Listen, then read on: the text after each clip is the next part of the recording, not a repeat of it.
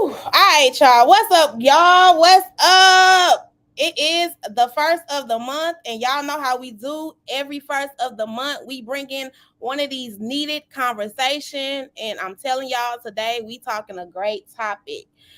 Can Black folks just live? Can we just live? Do we get the opportunity to just be? Talking about Black joy, a conversation on Black joy, and I have a very diverse, vary from age to experience to everything on this panel today. Okay, y'all. And I'm super excited for these guests, and I'm grateful that they're here to talk with me about this conversation. But right now, you know how we do. We definitely got to kick this show off like we do every time. So I'm going to need y'all not only to share, but go ahead and groove as we kick this show off.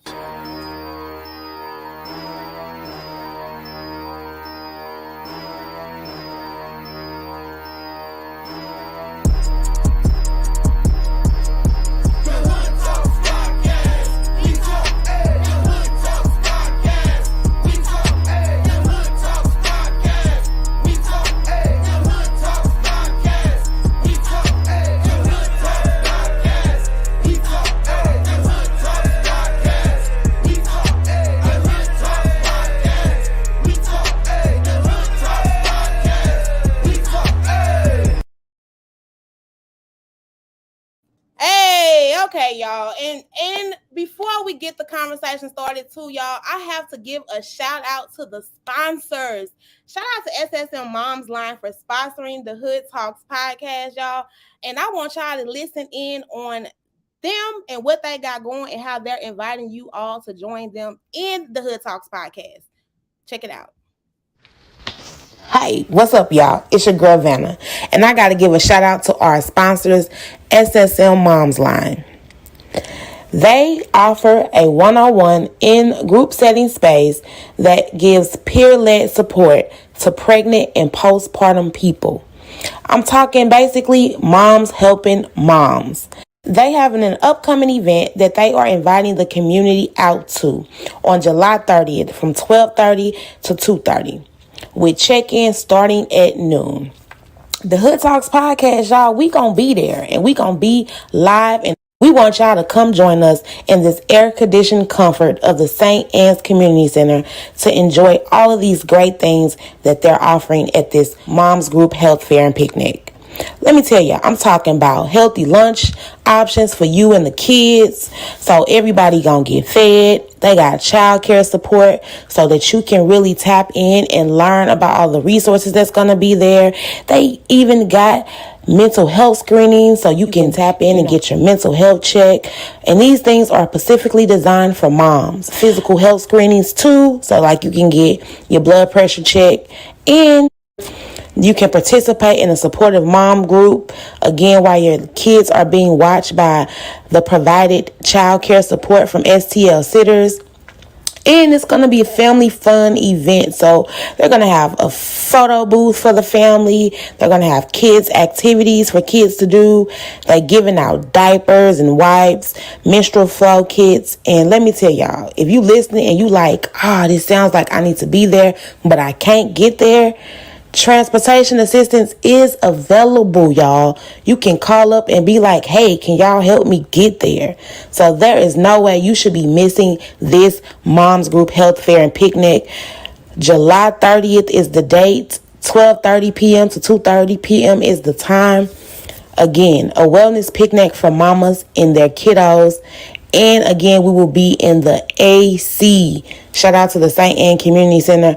And if you got any questions or you need any info, make sure you call my girl Kim at 314-768-8570. I hope to see y'all there.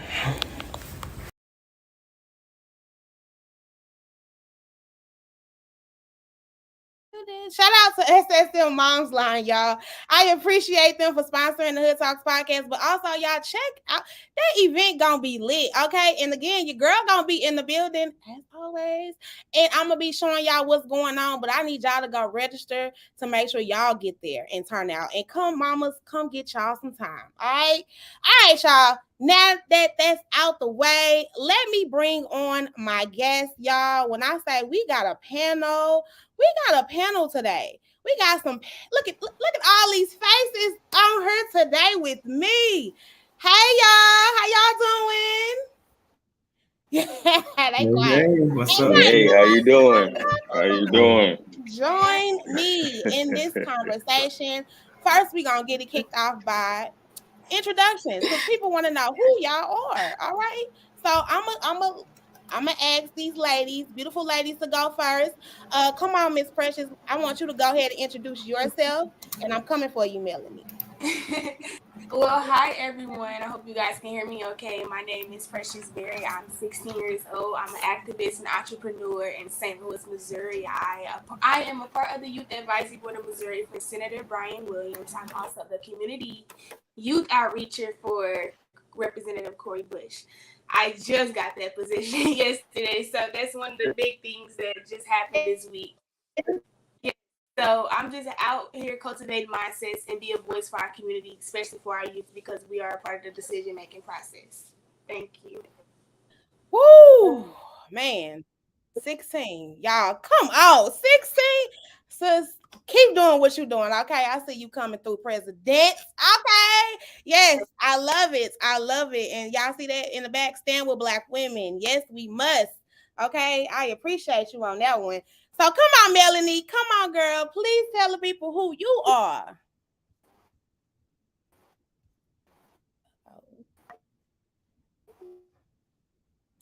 It looks like we may be having some difficulties, but y'all know how that go. It's virtual, the virtual world, right? Um, so Melanie, we can't hear you right now, but shout out to her. Hopefully, we can get her audio going soon. We're gonna keep it moving just for time's sake. I'm gonna get these guys on here to start and introduce themselves. I'm gonna start with Darius. Come on, Darius, tell the people who you are. hey, hey, hey, good afternoon, everybody. My name is Darius. I also go by DJ N Bridges for those who might be watching and know me by other names. I am originally from Florida. I've been in St. Louis for 10 years, so super excited to be a part of this space. I've been doing work in the community. I really got my feet wet and really understood what it meant to work for my community here in St. Louis. And so it's been a beautiful process of work, both in education, as well as sexual health, as well as just making sure people understand how to get out of our way. And so I'm excited that I've been invited to be in this space and to share this space with so many other beautiful people. Well, I am excited for you to be here too and get your perspective on this needed conversation. Come on, Mr. Nico. Come on, tell the people who you are.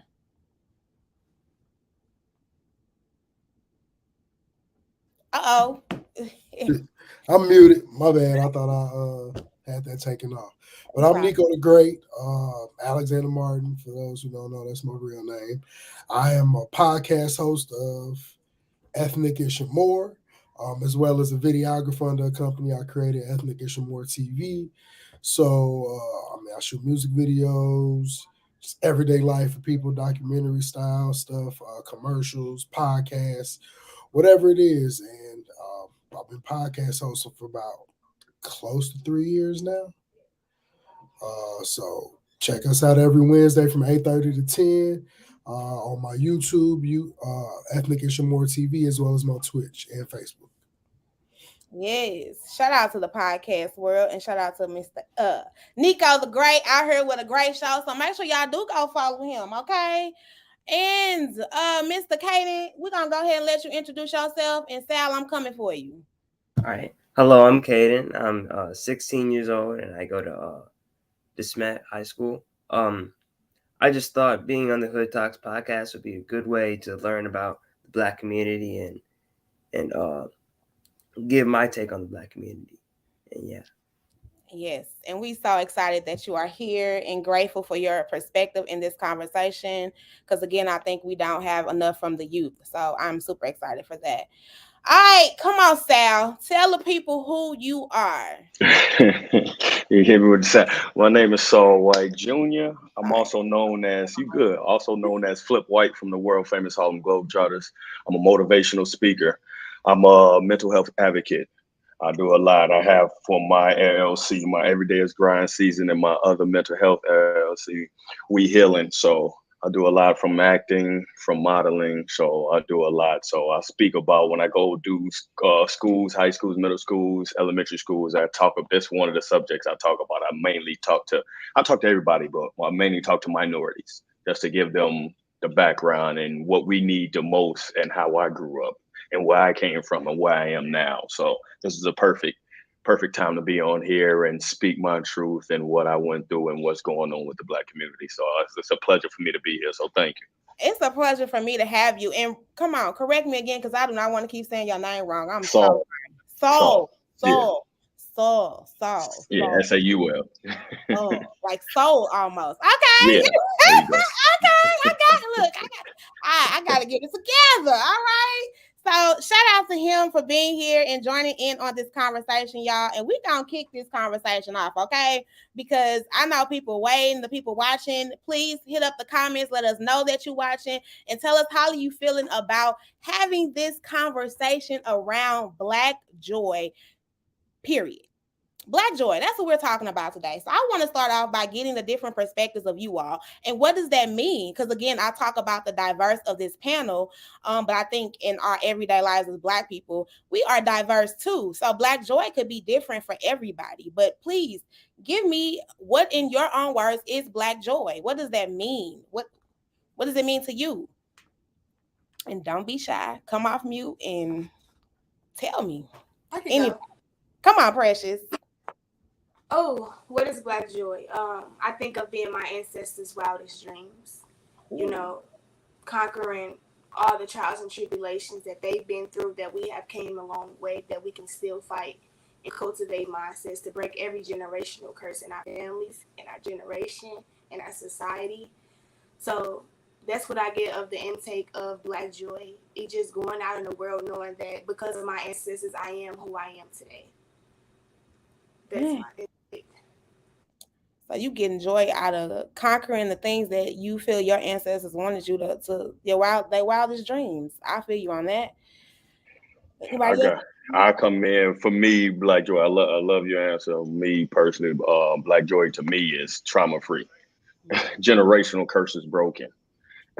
Just everybody loving and helping each other. You know, we get a bad rap that we don't help each other. You know, whether our own business and everything, we have a hard time. We the only race that don't help each other. So Black joy to me is just loving life, genuinely loving life, trauma free, generational curses broken. We helping one another and we loving one another. That's to me, that's pure Black joy. Ooh. I love that. Something I always say is we always like praise being resilient, and I'm like, do we have to be resilient to begin with? Like, why couldn't we just experience life in love? And so a lot of what you just said really resonated with me. And I think when I think about Black joy, it's just the ability to be. How do I get to be seen, heard, affirmed, lifted up, praised, celebrated? But every part of me, even those things that might be ugly sometimes, how do we actually recognize those as spaces that we've dealt with that we need to grow from and come from? And that's, where resilience might come in, right? Like, you did make a mistake and you do got to grow from that. You can't make that again if we're operating in love. So I'd really like to see us, be able to ground ourselves in helping each other be more, be seen, be heard, all of that. I agree with everybody's answer. I love them.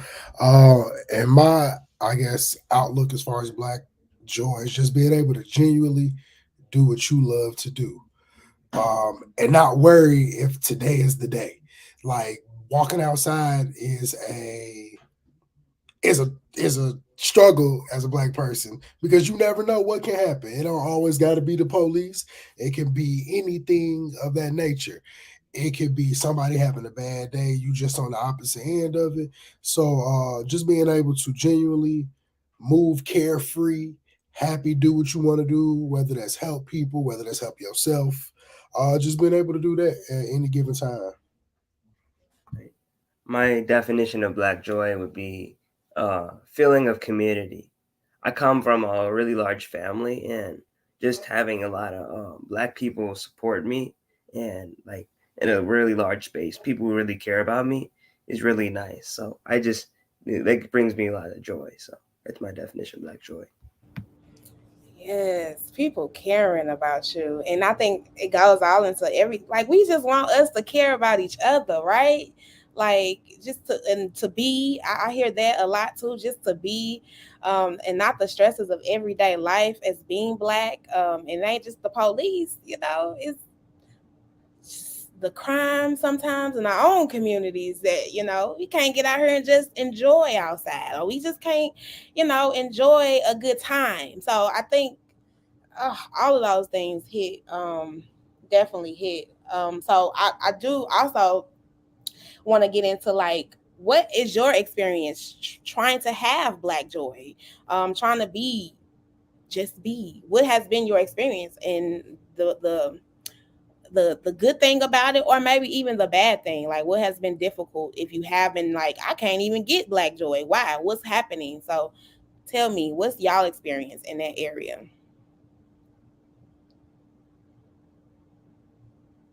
All right, I kick it. I was seeing who's gonna go. I kick it off. So, my experience, I say, yeah, I got two. I got the yes and a no with my experience. I come from a small town on the outskirts of Chicago, Illinois. So I've traveled around the world. I've been to all 50 states. I've been to 65 plus different countries. I've been able to enjoy myself and do what I've been dreaming about since a kid. So that's that's for me, that's black joy, to go around, entertain so many people and give back to communities what I didn't get growing up, going to speak to schools that, what I mean, about things that I didn't get growing up. So the no part is I'm still getting over mental, what I mean, my mental health and past trauma and my generational curses, trying to raise my kids and do all that stuff. So it's a mixture. I have that black joy, but I still have my normal. I'm still human. I still have to talk to a therapist. I still have to do this to get myself right, so I can break that generational curse with my kids. So I give them black joy, so they don't have to go through the same thing that we're going through in our communities, because we keep on passing it on generation to generation to generation. So I got the black joy, and I got the yes and the no. So I'm still learning, but I still been able to live my dream, even though I didn't have my family. They showed me support, but you have the naysayers, you have your haters, you have your doubters, you have the peer pressures growing up. I had all that, but I still stuck to how I was raised. But you got half street, half church. So I stick to my values and how I was brought up, and it got me to where I am now. But I still go through my struggles like everybody else. You But say I'm half getting street, better. half church. Yeah. I just, I'm holy, but I'm hood too. Don't get it twisted. Don't get it. Don't, please don't get it twisted. Yeah, I spin basketballs and I smile and all that stuff. Don't get it twisted, not for 1 second. We all had a life before everything. Okay. No, I totally feel that though. It's like you're trying to learn what it is to have black joy, but you also used to, the, like I said, the generational curses or the trauma. So trying to break that mindset, it's hard. So anybody else want to come in and talk about their experiences? I can hop in. I can really kick back of what Saul has said.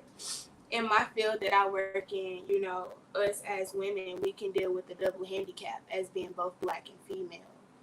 And that's a conversation that is a whole nother topic to talk about. But I can experience my black joy. It's a yes and a no with mine too, as well as just being a voice for our youth, and not only being that voice for our youth. I always say, you don't go and do something in the community to make a point. You go to do it to make a difference.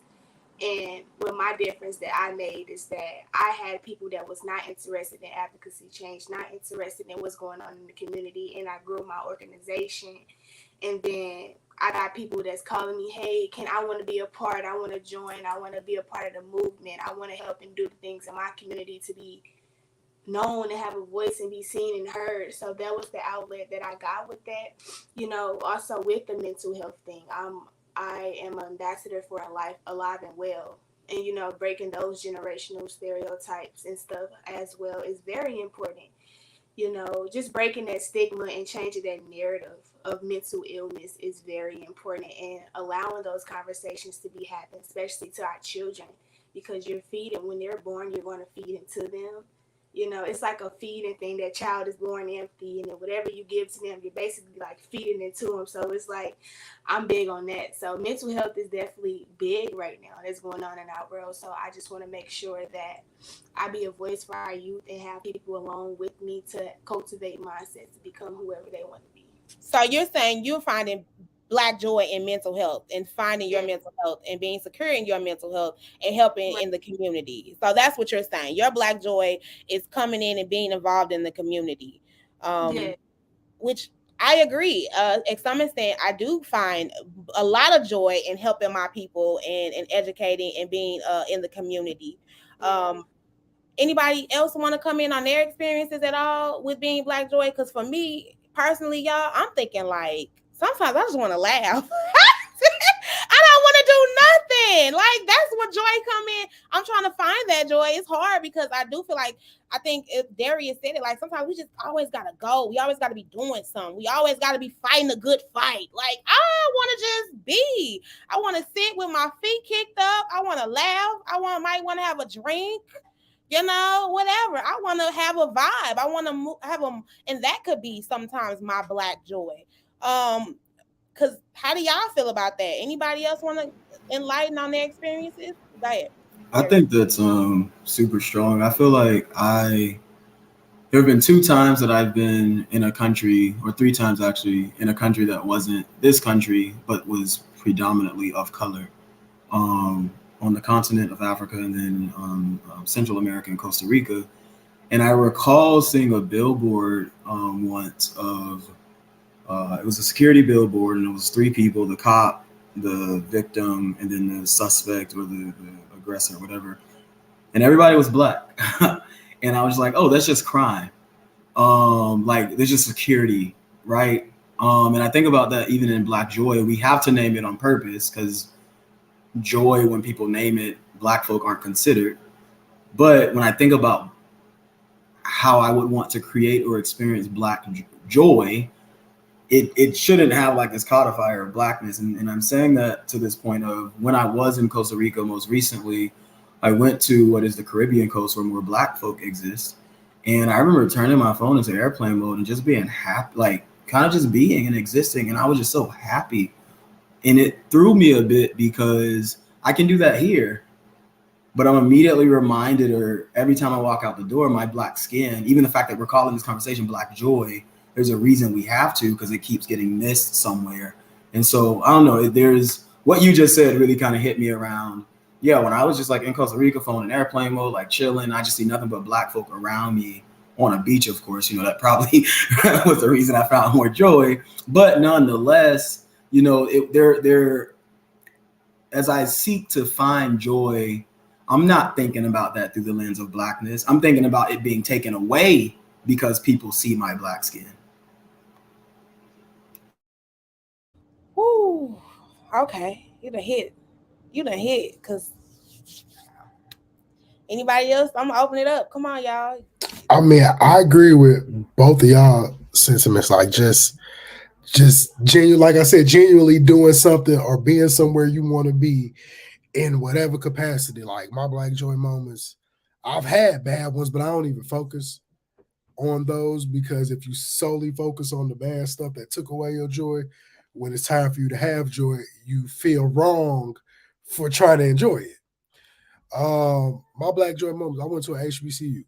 I graduated from Lincoln University in Missouri. So having the moments on campus where it's just you walk out your classroom, you see 400 or 500 plus Black people with a DJ. We all just kicking and having fun. Nobody's causing drama. No moments. We just all, whether you know everybody out there or not. There's been times where it's like, dang, I gotta go to class, but it's so much going on over there. I feel like I'm gonna miss out. We don't get these moments where it ain't a DJ and somebody don't end up getting into it. So being able to have those moments, as well as I'm an avid skater. So everybody that knows me, I skate, like whether that's here, I travel to go skating. So like one of my moments just like being in Atlanta for a national skate party, and it's 2,000 plus. The room it's 2,000 plus people in here. 99.5% black people, Whoa, come on and now. we not in there fighting nothing. We in there from 12 in the morning, starting till 6 in the morning, and we just skating, we kicking it. You got people that won't even leave the bit. Will go get off the floor and fall asleep on the side because the atmosphere is just on fire. We don't want to leave I the didn't want room. to leave. Like we don't want to leave the room until everybody got to leave. And I've done that in Atlanta, Chicago, Indianapolis, and all over. And it's just my first time doing it was in Chicago, which I'm from Aurora, Illinois. So that's 45 minutes from Chicago. And just to walk in that room, hear that bass beating, and just look up. And what the world now is calling a resurgence or skating is coming back. It's never left because the longest running skate party, St. Louis got the second longest running annual national skate party. If it wasn't for COVID, we would have been at year 24. Okay. But it's Skills on Wheels, and the biggest one is in Atlanta called Skate-a-thon, where you got 4 days, 6 hours between 2 different rinks each night. Wow. And you got your drama. Drama come with everything. Right. More than enough people. It don't be just black people that got drama. We just focus on it because mainly my perspective is with them. I always tell people like everything I say come from a space of what black people do, not because I don't know what other people do. It's just that's not where I'm black.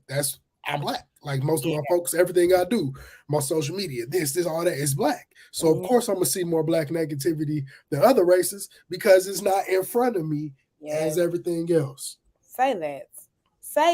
I say that a lot. I say we just don't see that stuff, but I'll guarantee you. I guarantee you, every other race be tripping just like we do. We just focus on ours because it's a reflection of us. Yes, because it's a reflection of us. And I think we've been, again, it goes back to what I was saying, like having the diverse of this audience or this panel is because we also get these things in our mind that we're just one type of black people. And it's like, no, just because another black person is over, like I like to say, I'm hood. You know, everybody might not agree. It might be some more hood of people than me that be like, she bougie. And I'm like, okay, I'm bougie hood, whatever you want to call it, but whatever. There might be someone who act like I could never talk like her or look like her or be like her, and they black, and that's fine. I'm just one type of black person. You should be able to do you. And just because you see something happening more than often in one part of our community does not mean that reflects the entire community. So that's one thing that I think. Get out of that. I agree. And we be the first ones to like shoot us down like, it's always us. No, I guarantee you it's the mother races because one, they make up more of it. They it's not all on social media. They ain't no. That's all the difference. That's what I was gonna say. All the stuff is done on social media and on everything. It's on Lifetime and it's on, Forensic Files. And if you watch that type of movies, and that's the bad stuff. It get turned into movies. It's something that's monetary, but it don't never be. I mean, you can notice it by news articles. 2 people, white and black, can do the same thing. The white person article headline looks so much different. Picture, headline, the story about it. All because it's what's gonna get you whatever you need. And the headline gonna be totally different from the black and the white. It's gonna be completely different. Father goes through mental breakdown and kills 5 people. The other one, and then if I say 5-4 breakdown, then you go to a black person. It was like, oh, you find he did something, but it's gonna be like felon does. There you go. I'm He's a 3-time felon. We didn't even know that unless we looked it up. Yep.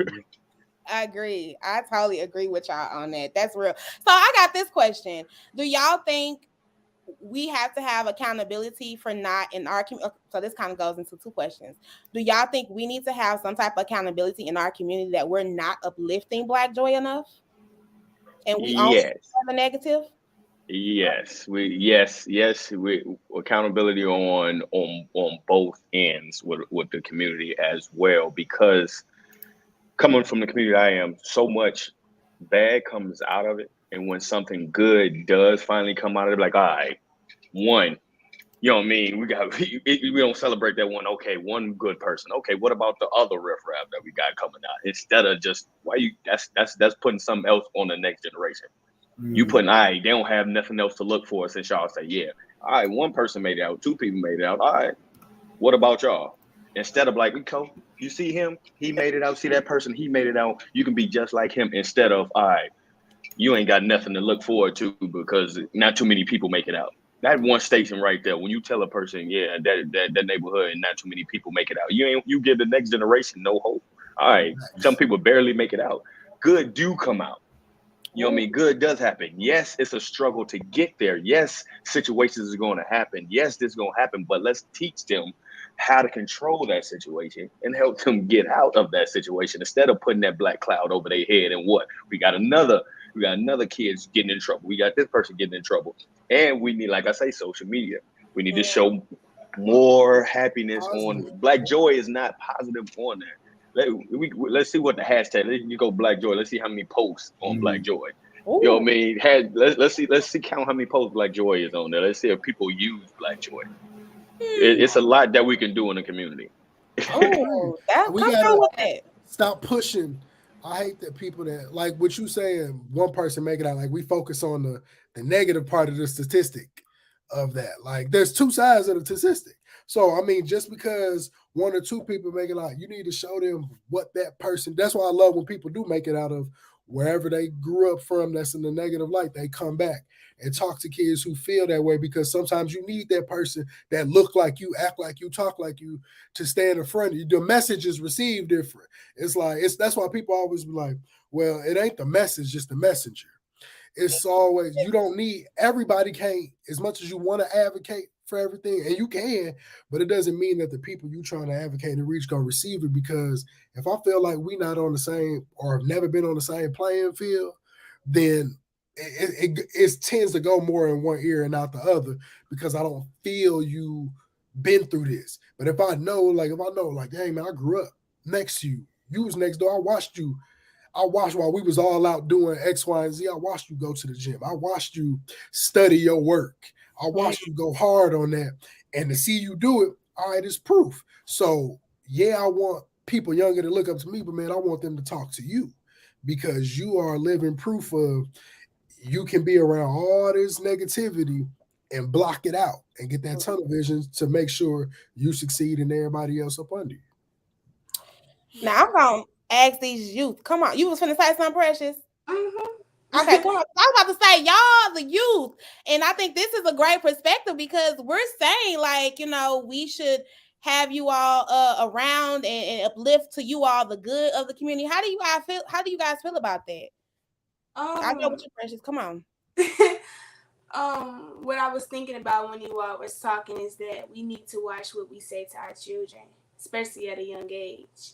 That's just, for example, we can say in 3rd or 4th grade, if you failing a test or something, and then black people hit them with that stereotype, you just gonna be just like your daddy when you get older because you feeling and all this, and then it's like that child will literally sink that in their body to where it's like, if I don't want to fail this test because I don't want to be in the image of my father, or when they get older they be like, I don't want to do this because my mother's not looking up to me, she's going to think that I'm a failure to her. Like stuff like that sticks to people. Like I said earlier, that stuff you say to your children at a young age feeds into you.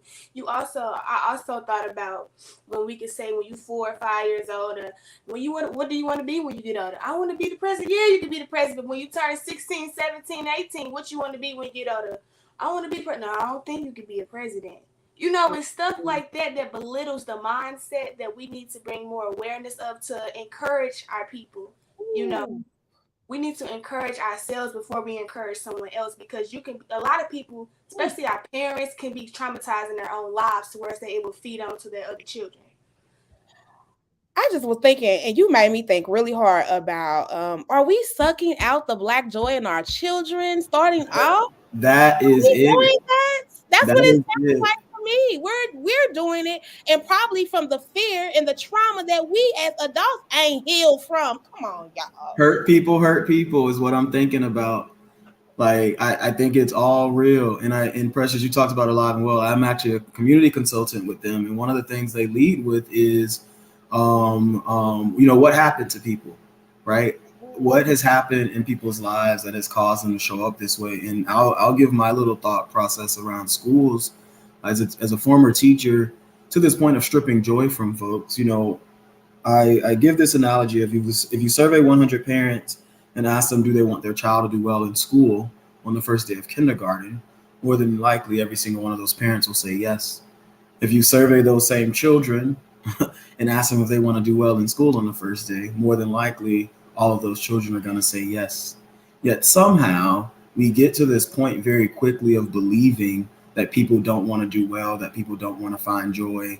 And it's a lot of what Precious just said. We're starting to use words that strip people of what was going to be when they woke up that morning, right? None of us are waking up.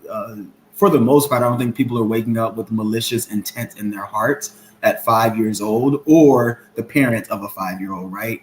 And so I figuring out how to manage that is important. I think the other interesting part about as a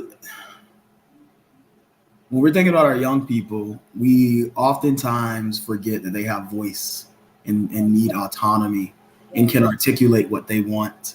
We oftentimes try to layer the same, quite frankly, and I'm going to get into the white supremacist part of this conversation, Come but on. what white supremacy does to blackness, all of that funnels down to our young people.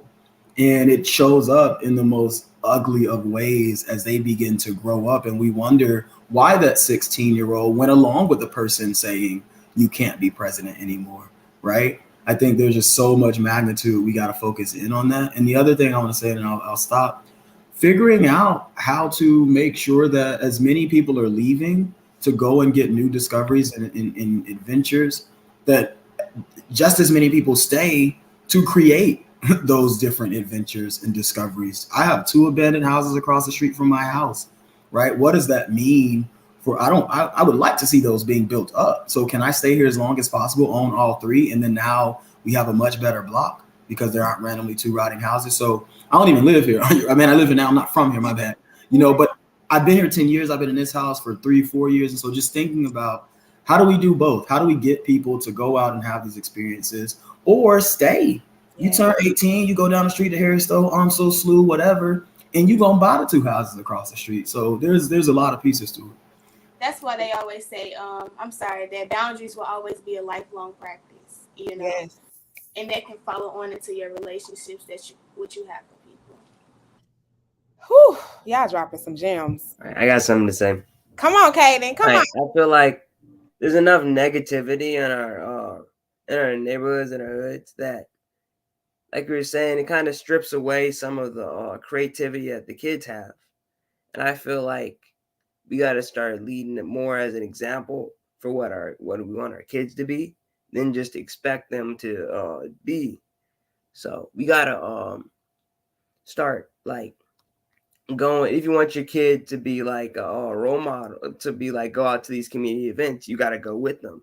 You got to show them like how it's done. And yeah, you're supposed to be your kid's example. Another one more thing, another piggyback on pressures. There is to go back on, like for our communities and pouring into our children. We don't speak mental health in a Black neighborhood. We don't really talk about it.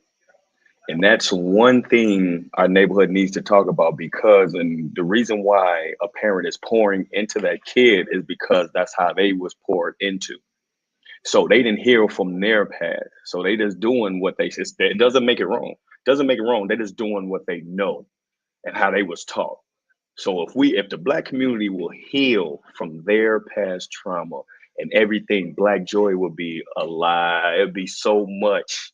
It'd be a lot more if we can heal. But we're not taught that in our community. We're not taught depression, anxiety. We're not taught about any of that in our communities. And we wonder when we get older and we wonder why we got certain things going on, why we feeling a certain way, because we don't know.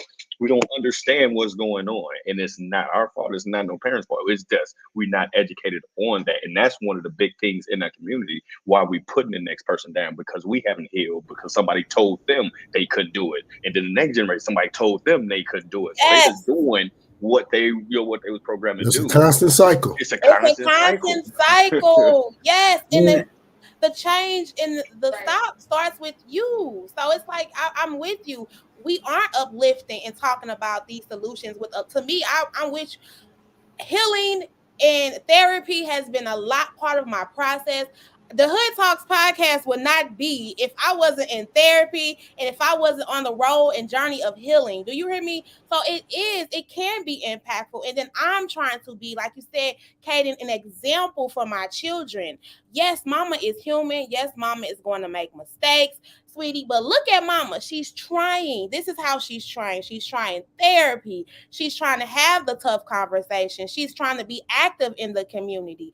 And I agree with you, like all of you are. I think these are things that we don't talk about enough and is not uplifted in our communities enough.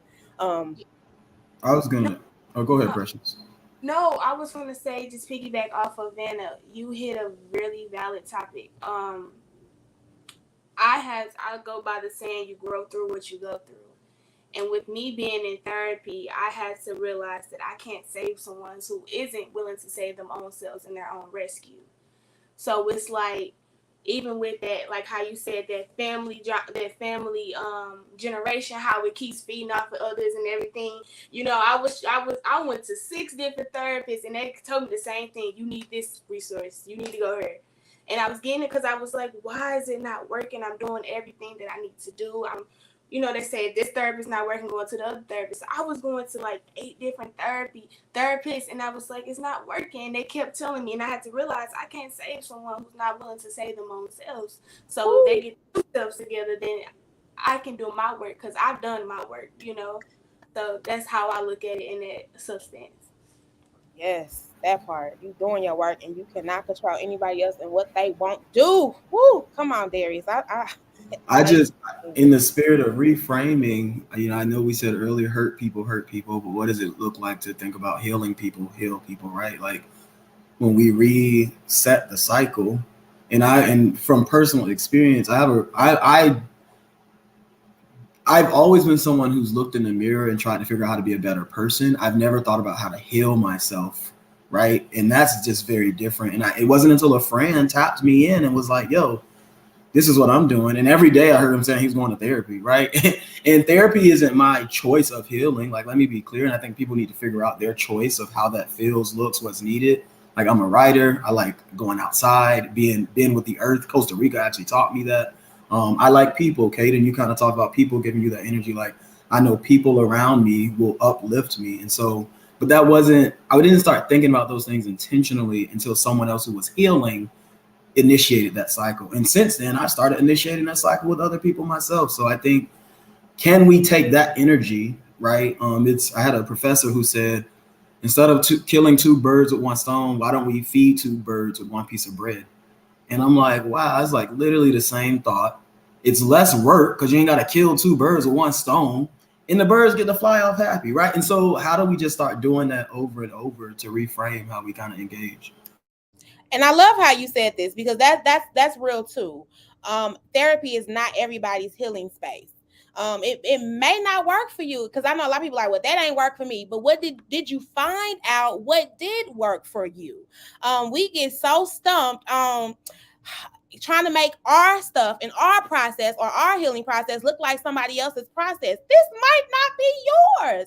It's okay. Like you said, if you gotta go sit by the water and in the sand every now and then, or write in your journal, if you like to play music or write music, if you gotta find some creative, do art, whatever it is, yoga, come on now, whatever it is, y'all, like find that and get to that. Because it does not have to be therapy. So I appreciate you saying that and uplifting that too. Whatever you can do to take care of your mental health, do that.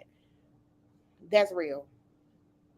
I'm gonna also get on because we kind of on this though. I want to go back to like collectively also, not just thinking about community as Black people. Now I know you talked about white supremacy and how it's coming down on us and it's going down into the youth, but how can we collectively overall, and now I'm talking about outside of just the Black community, I'm thinking elected officials, I'm thinking of these organizations out here and all of that, how can we uplift and support the Black community on getting Black joy, and providing that space for us to experience Black joy? What can be done in that space?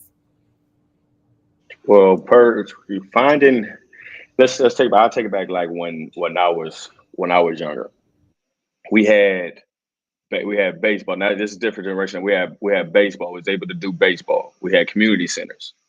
We had from picnics. We had stuff that created Black joy. When you look at it to this day, I'm a video game. I'm an avid video game player. I play video games. But when you look at the world today, where is the generation? Where is our kids? The kids, not too many kids are going outside and play anymore. Not too many kids are riding the bikes and going down the street with their friends anymore. You catch them in the house playing the video games, or they on the street, or they somewhere else. We don't have like communities like that where we have the community centers that's in the bad neighborhoods. If the elected officials and everybody in the community, the heads, would do stuff for our communities. But you go into the white neighborhoods, you see wonderful community centers, pools, and all other kind of crazy stuff that they have that kids can do, and they can learn new traits. You go in our community, it's only, I know me personally, I was only taught today. I was either gonna do sports or I was gonna be an artist. You Woo! go to the neighborhood, yeah, hey, we gonna get you to be a dentist. We gonna get you to be a doctor. You might work on this lawyer. You might work on this. In our community, we ain't telling our kids that, all right, you like how Precious said you could be that president. We ain't telling them they could be that doctor, that lawyer, that scientist, that pediatrician. You know what I mean? We saying, all right, you got sports and you And got what you got an type of artist. sport though? Let me say this: only one type of sport, right? No, two, Oh, basketball and football. football. Yeah, you're right too. You're Football. right too. Football and basketball. Right, Only. that's it. It is so many. It's tennis, it's golf, it's swimming. It's so many levels to how many sports and things is out here, And so we, like, and even with the Well, video games, we're not even like there's kids, Caucasian kids that's out here making money off developing video games, and we ain't even introducing that space to our children. So we it's saying y'all just in front of them games all day. Well, are we trying to get them in the Yeah. spaces where they can learn how to develop their own game so maybe they can be the next game doer And or that whatever? just did, and that just recently did that. I know somebody that I got, because I got connection. I ain't done a lot in my life, so I have connection, so I can help my kids the next level. My son, my oldest son, he loves video games. He want to be a technician. He want to do that stuff for the game. And I know somebody that personally works for Xbox, and I just literally called him like, hey, I got my son. He wants to do this. He want to learn this. Would you mind if you FaceTime him, call him, and do everything so I can so you can teach him, pour into him whatever he has, so he can learn that trait. If you're gonna play that video game, I told him you ain't. And I said, me and him one on one. I said you ain't even gotta play sports if you don't want. I'm gonna be real with you. That If part. you want to, do sports, you could do sports, but you don't have to do it. But if you want to do video games, I'm gonna help you do it properly. That part, I feel you. And I think, like you said, we don't have enough of the spaces. So like creating those spaces where kids can do that. So having someone, maybe if you do create like a youth center, someone who is, and that's not, are we as people getting into this and volunteering our time to teach the youth and give them that experience? I don't think we're doing that enough at all. no, I'm glad you. Oh, you can go ahead. No, go ahead, Nico. I'm good. No, Go I was ahead. telling Precious, but Oh, I heard she was going to Oh talk. no, I was just going off back on my story. How when we back to that white supremacist topic. I'm kind of in that mix, with the people. But I first that's how I got into politics 2 years ago at the age of 14 because I saw government thrown in my face. And I felt that I have to do something about it. I didn't tell you my school. I studied law at a law school at North Technical High School, and I go to Review Gardens High. I'm class president, and I study law. And you may disagree with me, but I tell people that the system is not broken. It was designed this way for a reason. I don't disagree. Exactly. It will lift And us. I'm sorry, I don't disagree with you at I all. say that. I say that every day. yeah, Whoa, no, don't think no. His definitely was designed this way. No. right, But what we don't know is our people right, don't know it. That's the part. yeah. The So people don't know it. right. So I said that since they want us to get mad, they want us to tear up some stuff. They want us to go burn down a police station because they know that it's funded by state property taxes that goes into our school districts to provide us with electronics, that provide us with those things. So, stuff like that in the community, I take off personally, and I took like back to the community stuff. We have these organizations, but we're not bringing awareness to them as we should. We have these people, we have Boys and Girls Club, we have Beyond Housing, we have all of these things, greater, better family life. Sorry, we have all of those things out here that wants to help us, that wants to get us off the streets, that wants to help us build a better connectivity within our community. But Now, I all might you give push back on you awareness. on that one, Precious. Yeah, I might just a little bit. I might push back on you on that one. yeah. Give me a minute. Let Nico say his piece on this last part, and we're gonna come back to that because I'm gonna push back on you just a little bit on that. Go ahead, Nico. You was gonna say No. All I was gonna say is as far as the other top, like we always tell kids in certain neighborhoods, you can only do this or that. Like it's them the only options. See, yeah. I'm like, but these are my only two options. Clearly, death got to be my other one, or jail got to be my other one. So you got to give me more exposure to something. And my kid is that completely different kid. Like I played basketball, football. Those were the sports I known. Like, oh man, these are sports you got to play. He don't like them. So he's played golf. He's played baseball. He plays soccer. And I'll be like, at first I was like, man, I'm gonna get into it. Then I was like, well, if that's what he want to do, I'm gonna push it. And then the sports that you'd be surprised people don't push because them the ones with no type of salary cap restriction. So if you really want to push your kid in something that can make them a bag and make them stand out, it's them type of sports. He likes anime. He loves video games. So at that point, I was like, I started researching black anime shows. that part. I'm like, well, at least see your representation within this. If you're gonna do it, do it. I was like, if you want to play video games, I'm like, why not? Let's learn how to get good at streaming. I'm like, I'll listen to you talk through the wall. So why you don't think a whole bunch of other kids will want to listen to you talk if you could be entertaining behind it? Or if you don't want to be in front of the camera, oh bro, you smart enough to let's figure this out. I'm like, tech is a space that's ain't gonna do nothing but keep growing. Yeah. And so why not? And I'm about to get into hopefully some coding classes and all that soon to do a career shift. And I'm like, bro, that's you. I'm like, you like computers, you like video games. I'm like, why not just learn the whole ins and out of this? By the time you get through the end of high school, you could be 18 with a full tech experience. Yeah. And if college is your mission, let's go get it further. If not, you got your credentials that you needed and something you already love to do.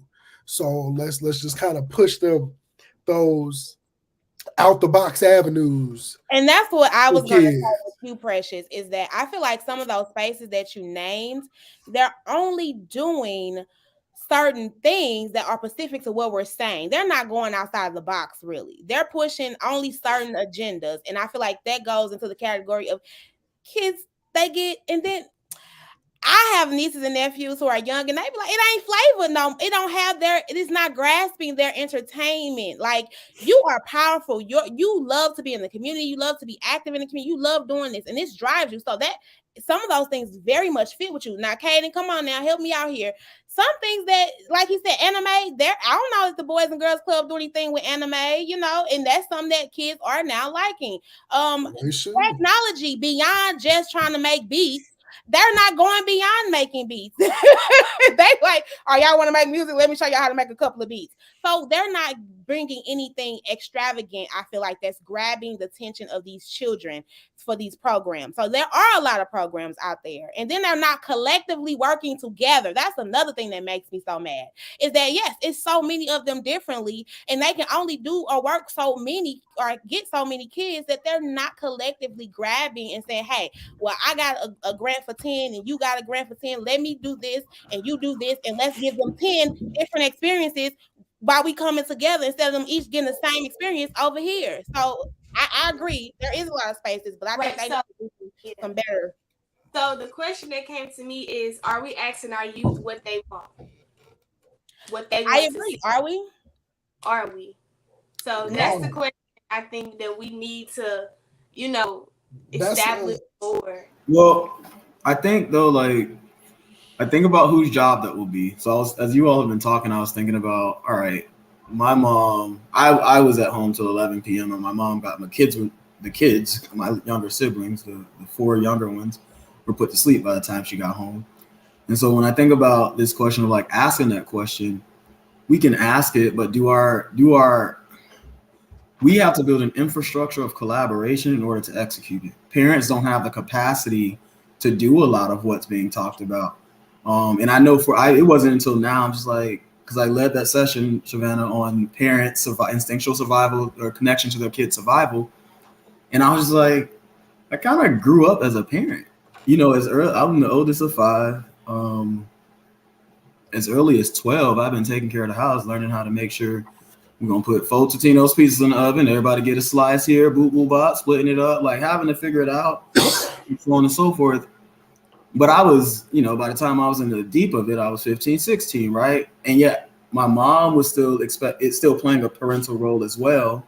And so I just can't even figure out where some of our parents will find the time to engage in some of the extra pieces because of the way the system is set up, right? So I'm having to work all these jobs. I can't take time off, right? My money isn't even getting me to where I need it to go. Woo! Come on now. So there's just like this really ugly piece and then you think I have the mental capacity to even think about. Then we were just having this conversation with me taking my baby to swim class at 8:00 this morning. Yeah. And so when we think about who's supposed to ask that question and then follow up with it, I'm like, I don't know how that's actually feasible without the infrastructure of collaboration. I'll go back there. That part. Collaboration and networking. Yeah, it's not even just about providing the services. How do we get them to the services? Like you said, my mom and them might be working 2 or 3 jobs or 10-hour shifts. So she like sit at home because look, I gotta work. I gotta go make this money. So who gonna get you there? You gonna have no choice but to sit in front of the game and play the game all day. We go back. We go back to what I was talking about with the healing and how they was being poured into. We're gonna go back into it. They seen their parent working so hard and not, going trying to find this network and trying to find this. Or they wasn't talking. Go back into that. That's something we got to teach our kids too, how to properly network. Because our parents didn't know how to properly network. They didn't know how to, to go and look for, find this certain things. And it's a different generation. This social media is so big in the world. Well, internet is so big today. It's easily to go find and network and do all this stuff. We got to think about it. Our parents didn't have none of this stuff back in the day. So when you think about it, I'm older now. So what did you expect? Like I'm 36. So in my head, so what do you truly expect your parent to do when it wasn't that much for them to do? Right.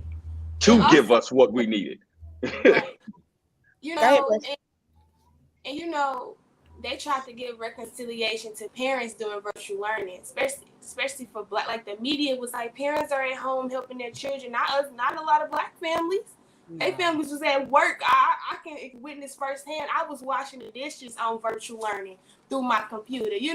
Mama said make sure the house clean before she go and take the meat out the freezer. Stuff like that. That they try to put this thing on us, like we actually we parents were at work helping with inflation and you taking care of the household as much as you possibly can to help your mama. And I think that now that is a lot. That let's take that in, because now our children are having to experience a different level that some white Caucasian kids don't got the experience. Like you said, she like, hey, can you hold this down for me while mommy gonna make this money? And you like, well, I'm trying to manage school. Like, lady, look, this is a lot for me, but she ain't can't fathom how much that does on your mental, because that's your mom. We're in our mind, in our mind, this is our parent. We have to do what we have to do to help our parent. Not that we have that option. No, ma.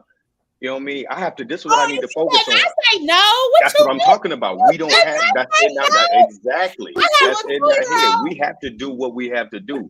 Or what's Is the that other a option? generational curse? I think this is a It generational curse. is. Yes, Because it is a look, generational curse. I have a child who says no to me. They're young. My kids are 4 and 2, and they was been saying no. And they like, you letting that little girl say no to you? How dare you? She needs to say no to me.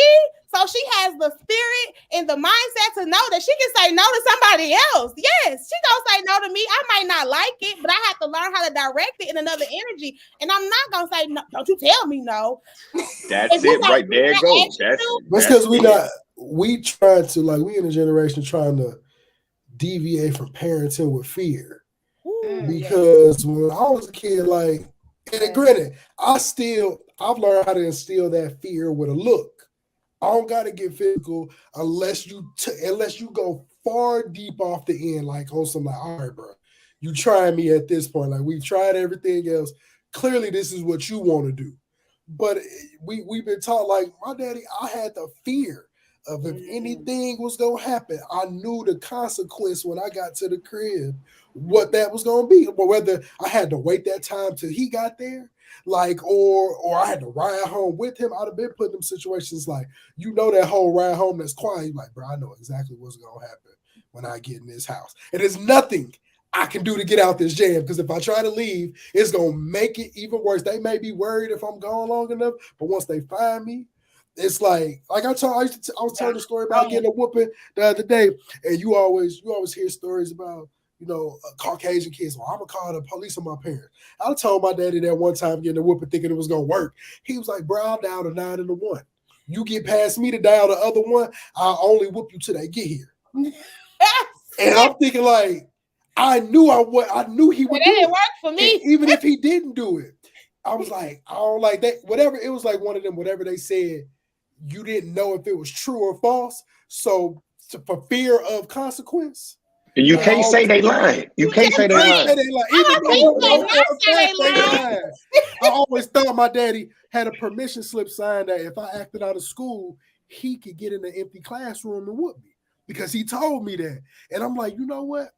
I know this dude outside the crib. I wouldn't put it past him. So I'm not going to pull it. And it really was, I'm not going to pull it in front of these white folks because that was like the ultimate thing to get you jacked up. You got these white people calling me up here because you acting out in front of them.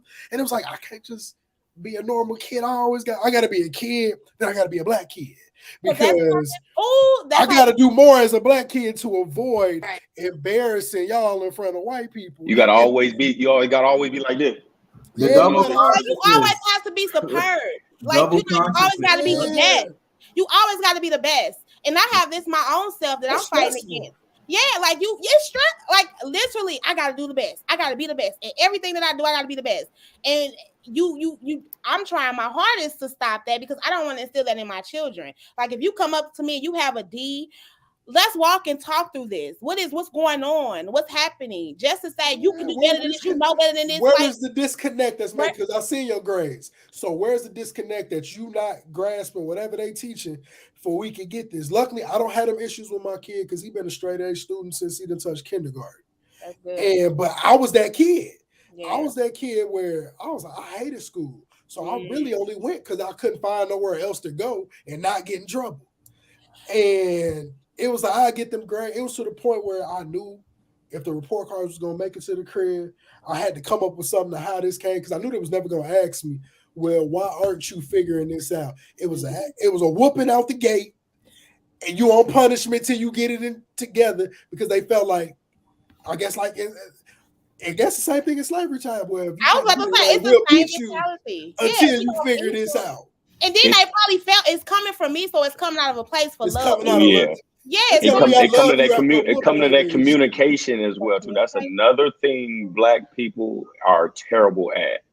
Communication and being vocal of what they want and why certain things, expressing emotions. We're terrible. Black people are terrible at communication, expressing emotions because, like you say, it's another generational curse.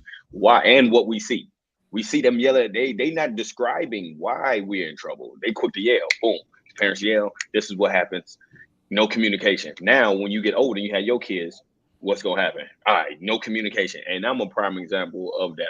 I'm working on being, you know what I mean, vocal and communicate with my kids, but I'm big on that because I didn't see how to properly love my kids. I didn't see how to properly love, you know what I mean, a person. So that's why I just went back to therapy. I just had my first session last week because I stuff that I gotta get better at. I know I do. And black people have to be accountable for our mistakes. You better We're come out not. and We don't take accountability. We It ain't will always blame somebody else's and fault. blame so many people. And I'm prime example. I'm just checking it for me. I will blame and blame, and I had to sit back and like, man, self. what am I doing? Self. Yes. What am I doing wrong? Yeah. I appreciate that. Come on, Precious. But I wanted to ask you youth a question. But come on, Precious. Go ahead. Say what you was gonna say. Also breaking that stigma of attention seeking. Woo! I don't Yes. like how people say, "Oh, she's just attention seeking," especially and that's really held upon us in the Black community because let's just say it could be acting out in public at a school.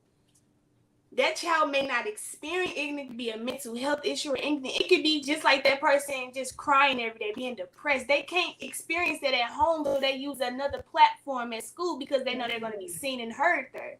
You know. So I don't like when people. I know hate is a strong word, but I don't like. I hate that. But I just hate. And I think we do that to our kids a lot. We do. Yes, you real on that. That's you real. just want somebody to pay attention to you. Yeah, he just wants I'm like, well, maybe that is true. That's the problem. Because you're not paying attention. Clearly, maybe if you take your hand out your phone and stop what you're doing. Right. And I find myself being an entrepreneur on my own as well as having a gig. It be having them times when my son just keep coming by me. I'm like, what up? He like, nothing. I just want to be by you. And then I have to be like, you know what? You want to go upstairs and watch a movie, bro? Like, instead of take that time away because them couple hours which may not seem like nothing to you is the world to that you. That's why kids act out at school. A lot of times I always be like, man, I wonder what they got going on at the crib. Because you ain't wait. You're too scared to do it you probably do it at home to a degree, but you're too scared because of consequence. But if I go home, you do it more. It happen at school because this is where I'm at the most next. Outside of my house. And this is where I'm actually awake the most. Unless you're a kid that stay up all night, by the time you get home, you only there and up for 4 or 5 hours. I'm at school for about 8 hours. So I spend most of my time here. This is where they actually notice me here. So let me do what I need to do because somebody gonna pay attention to me. Somebody gonna want to talk to me. And then I know once I get back to my house, I'm just gonna get in trouble. And we're gonna start this whole cycle over again to do it again the next day, next week, or whatever. And I just want to say, I think that's valid. But I also think if we have parents who can't mentally, it goes back to, what Mr. White was saying about this mental health and all of this, the healing. If we have a parent who is not capable, shout out to you, right? You, Nico, you got that, like, oh, okay, you need me.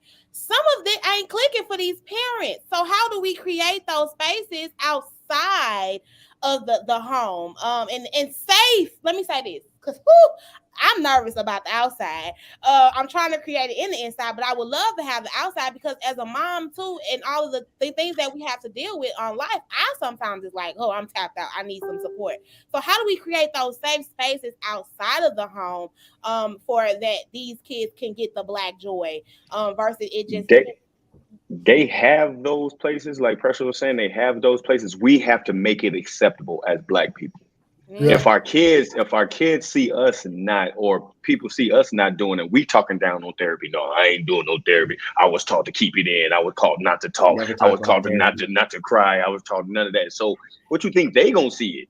They gonna do it. You know what I mean? They gonna be like, no, I don't want to go there because my dad said, or my mom said, or this person down the street said therapy is bad. Because guarantee if you ask a kid, one of the kids, like, what you think about therapy? They gonna say what they heard, what they heard. They've heard about it. Okay, we're gonna ask you. We gotta allow emotions. Like, I wish my parents allowed me to express emotions when I was a kid. Like, I agree. You can't sigh, you can't smack your lips together. I couldn't do nothing without it. What you say? And I'm like, bruh, like, and I remember the first time I did it. Me and my mama clashed, and she was telling me to do something, and I just finally had it. And it's like I ain't curse her out or nothing. But I expressed myself to the point where I had to go in another room. I started crying, and I'm like, that ain't me. Like, I don't, just because I was taught you ain't supposed to do that, but I was like, bruh, I want to tell her, like, hey, you got me effed up. And just because I'm your child, don't mean you go. I'm like, I'm not that little kid no more. Like that, you got family members that hold that of you. Oh, I used to do this, but you, that's cool. I'm 33 now. I don't want to hear what you used to do for me as a kid if you're not doing it for me now or for my kid.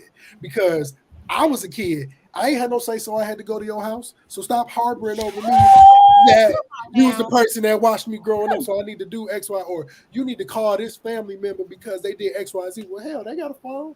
My number in their phone. Call me. Like, we got to stop putting that on That kids. burden. That's a burden. Because Like, it's a burden. Because once you get feel older, like they you owe feel like you you. got to uphold that. Like, I feel like I can't express myself to my superiors at work or nothing because I remember me expressing myself to my mama or my daddy. Oh, what? I'm not going to get cursed out of nothing. So now I got this fear of, like you said, fear of saying no. Fear of standing up for myself because when you did, it was backlash behind it. Yes, behind. And Come that's on. and that's a big one on. I preach about knowing your worth. I always talk about knowing your worth. That's one of them things that fear of saying no. Black people, we lose our worth. We're capable. We can do so many things, but we have that fear of people, you know what I mean, not liking what we do, not liking this and not that, and we forget what our worth is and what we capable of and what we don't deserve. We don't deserve to be down talked. We don't deserve to be criticized for every single thing. And like I say, go back to me being as a parent, my 6-year-old, it's crazy because he has all my emotions that I wish I could get out. My 6-year-old, he's super emotional, but I have to look back at it. I used to get mad. I'm gonna be real. I used to get mad, like, man, like what's going on? But now I'm understanding, like, this is me. My 6-year-old is me for 100%. Everything that I have inside, and I'm like, yo, what is going on? I had to sit back and like Nico said, I gotta sit back, like, all right, you want to spend some time with me? You want to talk to me? I have to be. Shout out to Black I fathers. applaud. Like I tell dudes all the time, dudes that can cry, I applaud you. Because I don't think there's nothing wrong with that. I don't think you weak. But I was like, I'll be in so many situations where I used to be like, bruh, if I was a crier, I'd be boo-hooing right now. Whether it's sad or happy. It's a relief. And it's crazy because people who are like that, I can only speak for me. Hold on, Nico. I want to get Kaden. Kaden, did you want to say something? I don't want to miss Kaden. Come on, Kaden. I wanted to speak on like when therapy piece. We don't really talk about like mental health for real, and it's become almost like a taboo. And I was pray it away. And if we don't talk about it, it's not going to be said. But here's an example. I work at the science center, and I had to teach kids for a while, and I had a jacket on. I put it on backwards because we were in a movie theater in the science center. It was cold, so I look down. I see 3 other kids doing the exact same thing with their jacket on backwards, like me, and that just shows me how impressionable the youth is, and like how, like, if we don't talk about stuff, then it's not going to be said, or it can become a taboo. Yeah. Therapy is. Oh, go ahead. No, I was basically back with the mental health. It just made me think that slavery was using to take the humanity out of people, and that is affecting us to this day with mental health, with generational curses, with our relationships with our family, with our relationships with our guardians or whoever we're staying with our relationship with just society as it all. You know, the world is growing upon our eyes. It's like every day we have to adapt to something new, you know. So it's like, do we have the mental capacity to just process that every single day, just recoup our bodies with that? So that's the stuff that just makes me think about. We're running out of it, to be honest. What you say? Oh, I'm sorry. I was going to connect that piece a little bit as well to slavery. When I think about the reactions that our elders and parents might have, so much of that was aligned to, if you don't do this way, the master will kill you. I'd rather hit you 5 times with my stick or my belt than have the master lash that out. And that gets really scary sometimes to think about. But I think that still shows up with being yes, because if I don't show you how to act, wait a minute. If I don't show you how to act in public, a police officer rolls up and they take your life. I have to have control over. I'd rather discipline you before society. I always say I'd rather. And I'm gonna do it just enough. Got to. Right. Yep. And I'm gonna do it just enough to where you feel it. So I gotta instill that fear into you. Like I just sunk that what was said resonated a lot. I think what's also interesting is we're communal people. I don't think we all need, I know I've said this already. I think Black folks should try to figure out how to invest in group therapy and group dialogue. Because this space is powerful. Family therapy, all of this. We're a communal person. It goes back to that communication. Yeah, like we are not people that sit around in isolation. That's never been who we are. When we have problems, we came to the middle of the village. We had a conversation. What's going on? How can we help? Who can help? Who got to do this? Who got to do that? And so figuring out how to, even as we normalize therapy, normalizing therapy together, and that might not be therapy. It could be we coming on here, like you said, Shavannah, like this. We're having these conversations. A normal round of table. Now, I'm gonna try to put this in your head. So everybody in their family. Imagine your immediate family. Who are you around every single day? Imagine you get in a round table with those immediate family and throw everything on the table. Yeah. Imagine you do that. Throw everything on the table. Minutes. That's what I'm talking about. Whether you yell, whether you do all that, and then y'all heal after that. Imagine where we'll be. Imagine if every family did that. Every Black family did that. And so imagine where we're going. In relationships as well. Imagine you in a relationship, whoever you talk to, y'all sit on the table, you throw your trauma out, y'all meet together. What? The kids is gonna be a better generation because you got everything out on the table. Imagine if we did. And then you're gonna be able to take it out to the community, because right now we're taking all this hardship, all this anger, all this trauma, and we're showing up in our communities talking about we supporting each other. You can't even support, it is a conversation. Sometimes it easier is because that goes back to Precious. Now I can only give you so much, because I'm doing my work. I can only give you so much now, because don't expect that's the burden again, that you got to take care of all these family members that's trauma, because I ain't gonna do it. I'm sorry. I'm gonna drop you these gems, and if you don't take heed and do your own work, don't get mad at me, because I'm over here healing, because that's part. People be like, well, you over there doing all this and that. Yes, sis, I'm doing my work and I'm healing. Now, if you want to come be a part of this healing with me, oh baby, come on, let's go. Come on, what's your trauma and all that other stuff that you bring in, that hate and that foolishness? I ain't coming to this table with me. We're gonna bring this out, we're gonna hash it out, and we're gonna heal, and we're gonna move on. But if you're trying to bring mess, clear this table, baby. So that's gotta make that the people. Go ahead, Nico, and I got you, Precious. Come on. I was gonna say, as far as you know, and that was one thing I was gonna say earlier, going back to her point where I can only do so much on my end. When them other people don't want to pull their end of the deal to get that healing, is because they got to confront their wrongdoing. When people got to be, when you got to put that, people like, well, you got to put that mirror in front of somebody, or if you pointing a finger at somebody, you got 3 pointing back at you. People scared to admit that I was this messed accountability. Accountability. I don't want to. It's always I loathe people where every time they tell you a story, you never hear what they did. It's always, well, such and such got me messed up. Well, why they got you messed up? And by the time you hear the end of the story, you be like, well, it was you. It was you. Because I don't want to hurt your feelings. And that happens a lot. I can't say that happens in my current relationship, but it happens in your close friendships. It happens in relationships, whether they was in your past. We got to stop saying for real that happened. No, yeah, you be like, oh dang, they did it was you. We got to check them. Because you better ask. I hear the whole story and I'm like, all right, bro, so what you do? Well, I had did this. I'm like, all right. So now that you done told me both sides, you don't hear how you was the effed up person in this, and they was reacting based off what you did. Because once you can get that outside look and hear that different perspective, which is what, whether that's your therapist, whether that's your mediator. Like for me, when I go through stuff, my therapy is going skating. I don't go to the skating rink for people to be there. I go for me. I put headphones on. I don't want to talk to people. I like to zone out. After them hours, I've released all of that. And if I still have an issue with what I felt like I came here for, now I got to address it.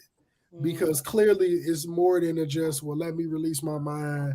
Let me find something to get rid of it. No, it's something deeper. Let me talk to either XYZ or let me reflect on what I did to create said situation.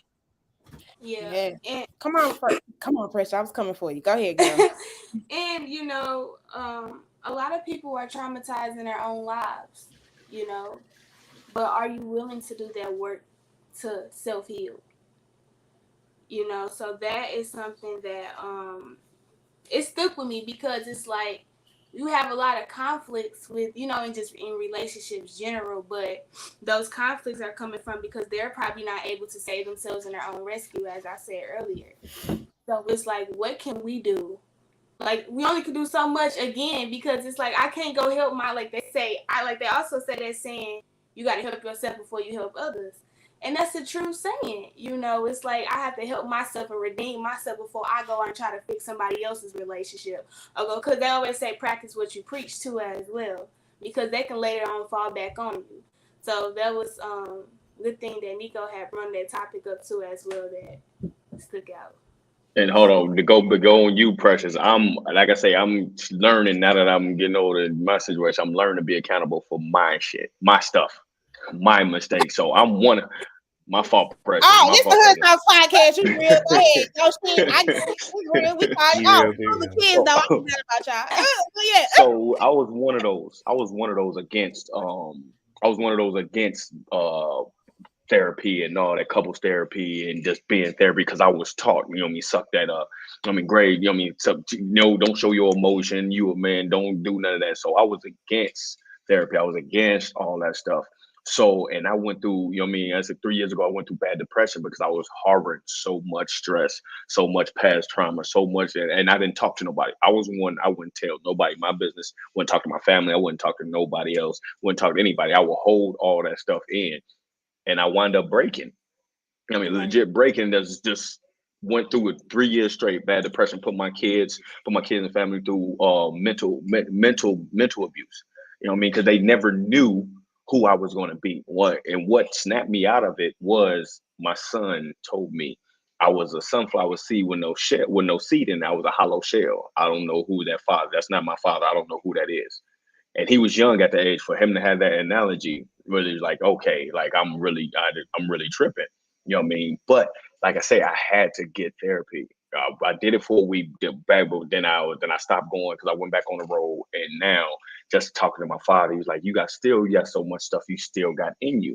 And I'm working on my brand, my We Healing. Like I said, I got every day is grind season. Then I got We Healing because that's what we need to do. We need to heal.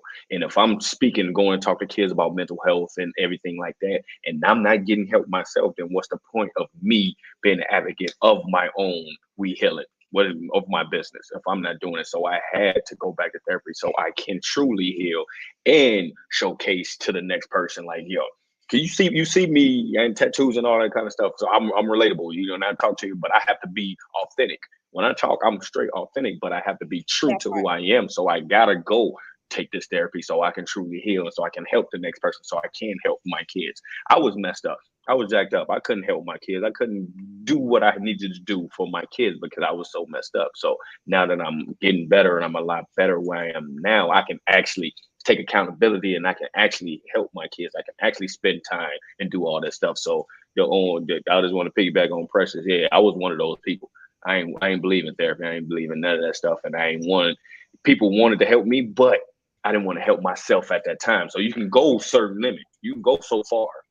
Piggyback, you can go so far with helping somebody, but they have to want to help themselves. And I wanted to help myself. Whew. Yeah. And let me say this, because I think people like I used to go to therapy, but I wasn't consistent. And so people sometimes, you don't give it enough time because you have so much build up and it's levels to healing. And we say this all the time. We be shooting out this word healing and we shooting out this word, therapy, but this is it's a long game. It's not going to happen overnight. You're going to have some up and downs. One day you're going to be like, oh, I got this. I'm grooving. And then the next day I'm like, oh, wait a minute. I ain't ready. I went back a couple of steps, but that's okay because it's a process. I tell my people that, and that's why I'm not going to sit here and say I'm healed. I'm still healing. I still have things going on. Like you said, it's one thing that I've learned that I'm capable of doing, and Nico said this too, is looking in the mirror. And it's like holding myself accountable, like, okay, Savannah, well, how did you show up? Because I'll be quick to cut a person off back in the day. Be like, you know what, I'm done. I'm done. But I had to learn, like, what am I doing? How am I showing up? Why am I doing that? What is causing me to do that? And I have to process that. And like, sometimes you just need an outside person. Writing in a book is great. You know, I love to journal and get the things out of my head. But to get to look at it a different way is what helped me therapy. Because when you have one track mindset and you only seen it one way, getting a therapist to show you a different route, and you be like, oh, I could do that? Okay, well, let me try this. And if it doesn't work, hey, let's go back to the drawing board. But just try the drawing board, trying different things. And I think that is what people have to give themselves grace in the process of therapy and healing. Right. And also that adequacy feeling of sometimes knowing that are you numb or strong. You know, sometimes you may be feeling numb, sometimes you may be feeling strong. You don't know because you like in this adequacy feeling in the middle. It's like, you know, so I that's what I'm working through sometimes. I'm like, do I really, I can't feel nothing, but am I strong at the same time? You know, it's like, which one it is still put you in that middle. So how you feel about, like, how y'all feel about that adequacy, like feeling in the middle? It's a process. You gonna get them days. You gonna get them days where, you like, I got this. I could take on the world. But I think as Black women, Precious, what we need to do is take a step back and not have to feel like we have to take on the world. And I'm getting grace. I'm getting grace as a Black woman and a mother who has an active Black man as a father. And some days I used to be like, oh, he ain't doing enough. And I'd be like, Savannah, are you giving him grace to say, hey, can you help me here? Can you go do this for me? Or like, hey, this is happening. You want to get the babies enrolled in this, but I have this going on. Do you mind? So having to step outside of my comfort zone and just say, maybe he don't know. Let me ask. And my therapist gave me that tip. She's like, do you think he know? And sometimes we just want them to know. It's like, it don't work like that. Communication. We're terrible at that. We expect men and female expect them to know exactly what you got going on in your mind. We like, you should know. We quick to say that. You should already know what's going on, how I feel. Do I? Why? Why should I know? You ain't expressed that to me. Even with kids, you should know what you know, right? Yeah. But you should have known to do that. Why you didn't know? My mind probably was like, I want to play the video game. It didn't say I wanted to do the dishes. Even though you told me. Yeah, Representative Kimberly Collins in the chat talking about the hood. She said the Hood Missionary Baptist Church because y'all giving a word. Shout out to the Preach tabernacle. Yes. Okay. We have to drop these. I think this is. I love this space. Because these are tough conversations where we're being vulnerable and talking about our experiences. But one thing for me, it was like, we have to have these conversations because I'm tired of people who don't look like us telling us what's going on in our experiences. Like, I'm tired. Me and Darius had this conversation before we logged on. And I think that's not giving us the opportunity to be Black joy because we're not getting our information from us. Or we're not creating our spaces for us.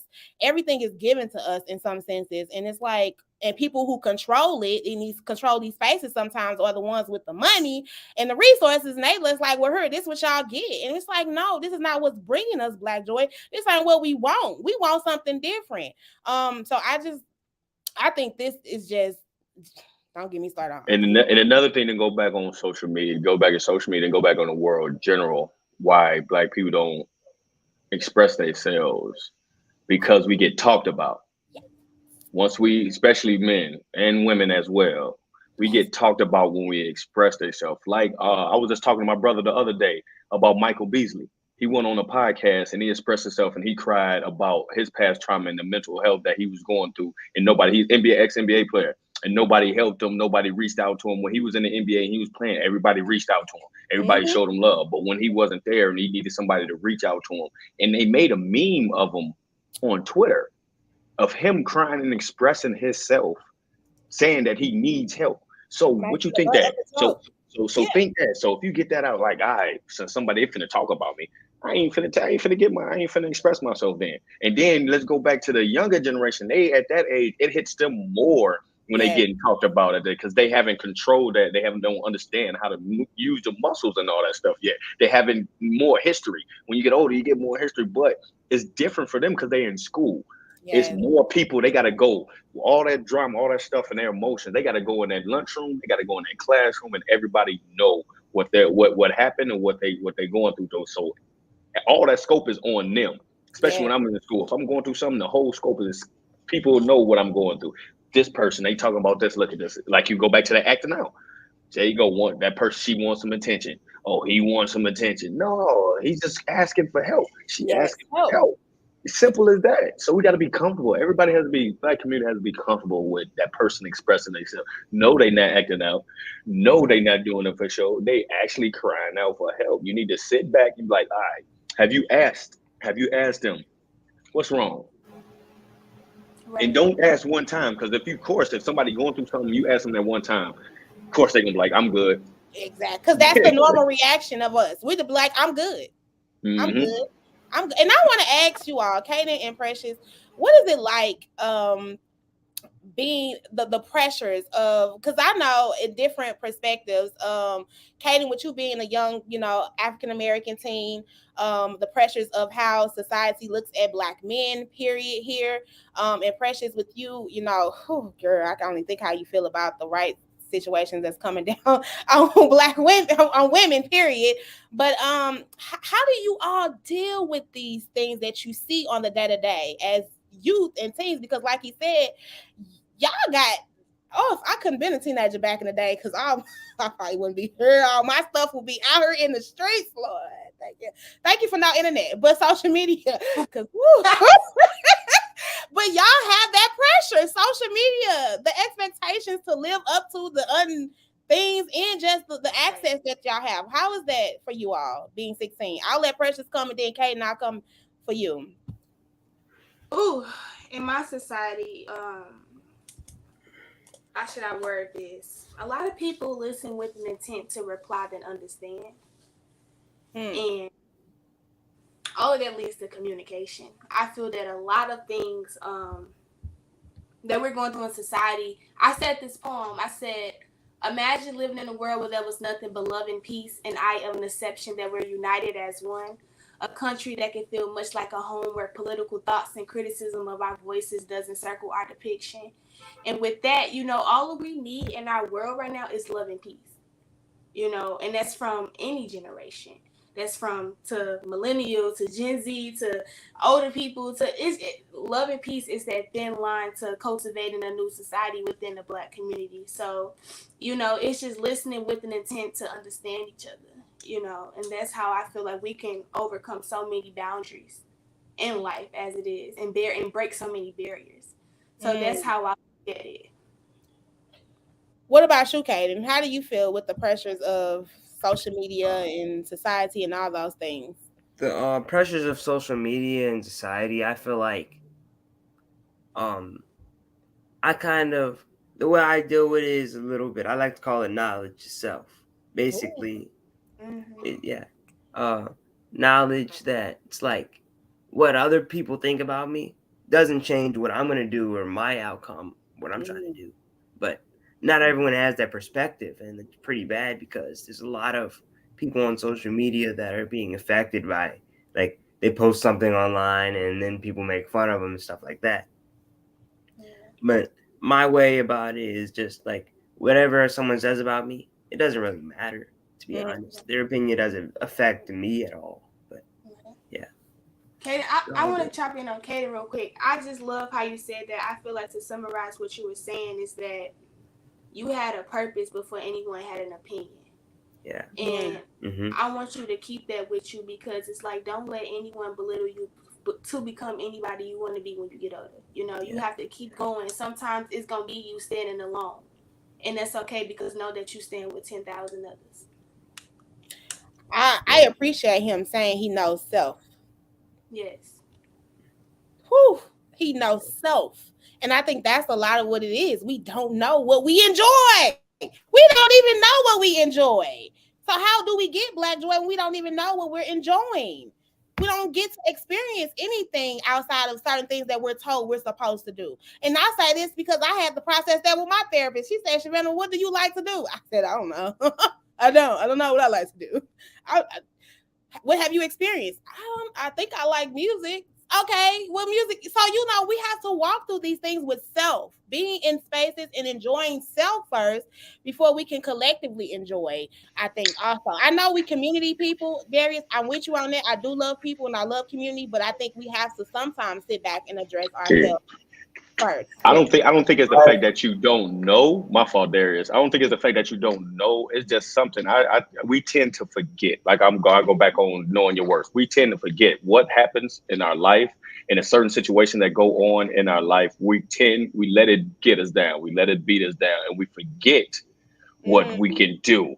We forget we can go to this outlet. We forget, oh, like I draw, I do a lot of things, but I've been basketball for 11 years. That's all I've been doing is basketball. And I forget and I let certain situations take my mind from like, oh, I could do this. I used to do this. We had to go back to being what I forgot who said we got to go back to being a kid.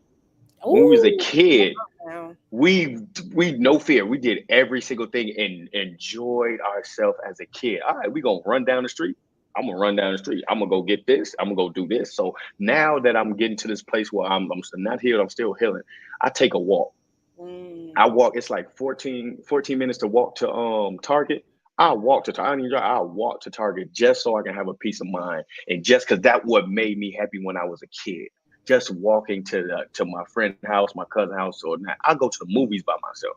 I just go there, buy me big popcorn, icy, and I just sit there. That's my joy. I walk to the mall next door to go to Starbucks. That's my piece of heaven. yes. We have to find out, like you say, we got to get back to oneself and knowing your worth. We have to look in the mirror, and I tell when I speak to high schools, I tell people you have to know your worth. You have to look in the mirror, and you have to tell yourself each and every day, whether it's looking in the mirror or writing down on a piece of paper, these are my goals. This is what I want to do. Post it on the door and look at it.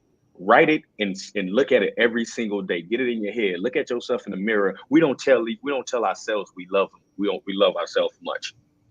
We don't tell ourselves like I love you. That's Look real. in the mirror. Look That's in the mirror and tell yourself, and not looking in your mirror to see how you look and what the outfit. but If the outfit is authentic good, you. Yes, the the authentic. authentic Look at you. yourself in That's the mirror. real. Stare at yourself in the mirror and tell that person in the mirror, "I love you. Yes. You gonna be this. You gonna do that. You gonna do this." Because once we know who we are, once we comfortable who we are, once we know ourselves internally, and we know exactly who we are, all those naysayers and the people that's hating on you is not going to affect you because you know who you are. Once you don't know who you are and you've lost yourself, that's when you let everything, you let social media happen. You let your mom tell you this. You let your best friend tell you you not this. But once we know, imagine another picture, paint a picture. Imagine if every black person knew who they were and knew Woo. their worth and understand their magnitude, understand that they We shouldn't did. slave over We this did at job. one point. We did. We did. We And did at somebody one got us point. down. Somebody Imagine we got us knew down. what we were. Imagine we knew how much we was Black worth Wall at our Street was job. Black Wall Street was a perfect example of when we knew when we were who we Exactly. were.